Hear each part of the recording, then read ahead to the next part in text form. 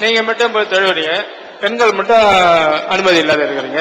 அவங்க 4 செவத்துக்களை மட்டும் அவங்க தொழுகிறாங்களா? அது எப்படி சாத்தியப்படுமா? என்ன இறைவன் அவங்களுக்கு மட்டும் அருள் கொடுக்குறாங்களா அப்படின்றத கேள்விங்க. சகோதரர் என்ன கேட்கிறாருன்னா, நீங்க ஆம்பளைங்க எல்லாம் பள்ளிவாசல்ல போய் தொழுவுறீங்க, பொம்பளைங்க 4 செவத்துக்குள்ள வச்சுக்கிறீங்க, பள்ளிவாசல் விட மாட்டேங்கிறீங்க, அவங்களுக்கு அல்லாஹ்வுடைய அருள் வேணாமா அப்படிங்கிறது நல்ல ஒரு கேள்வி கேட்கிறாரு.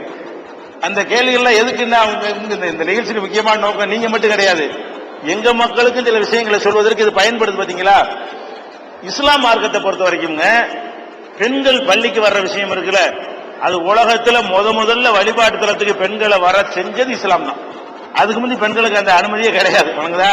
பெண்கள் வழிபாட்டு தலத்துக்கு வரணுங்கிறத நபிகள் நாயகம் தான் முதல்ல உடைச்சு என்ன செஞ்சாங்க, ஏற்பாடு செஞ்சாங்க.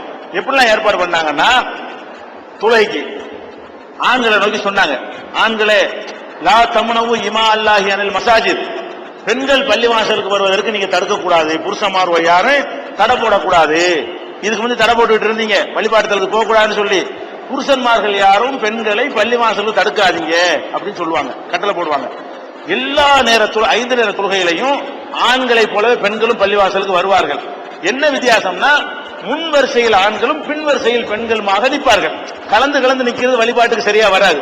அதனால முன் வரிசையில் ஆண்களும் தடுப்பு கூட போட மாட்டாங்க. அந்த மாதிரி தான் நபிகள் நாயகம் காலத்துல தொழுகைக்கு வந்தாங்க. ஆனால் பிற்காலத்தில் என்ன பண்ணிட்டாங்கன்னா, நம்ம நாட்டில் தான் பெண்கள் பள்ளிவாசல் வர தடுத்து இருக்கிறாங்க. மலேசியாவுக்கு நீங்க போய் பாருங்க, பள்ளிவாசலுக்கு பெண்கள் வர்றாங்க, ஆண்கள் மாதிரி என்ன செய்யறாங்க, பெண்கள் வர்றாங்க. துபாயில போய் பாருங்க, அங்கெல்லாம் பெண்கள் பள்ளிவாசலுக்கு வர்றாங்க, சவுதியில எல்லாம் வர்றாங்க. நம்ம நாட்டில் எப்படி இது வந்துச்சுன்னு எங்களுக்கு தெரியல. ஏன் இது நுழைஞ்சிச்சு? இஸ்லாத்துல பெண்கள் தானே பள்ளிவாசலுக்கு வந்தாங்க நபிகள் நாயகம் காலத்துல, இது ஏன் தடுத்தாங்கன்னு எங்களுக்கு தெரியல. ஆனா எங்களுடைய கண்ட்ரோல்ல இருக்கக்கூடிய 100 பள்ளிவாசல்கள்லையும் பெண்கள் இன்னைக்கு பள்ளிவாசல் வந்துகிட்டு இருக்கிறாங்க. பெண்களை நாங்கள் அனுமதிக்கிறோம்.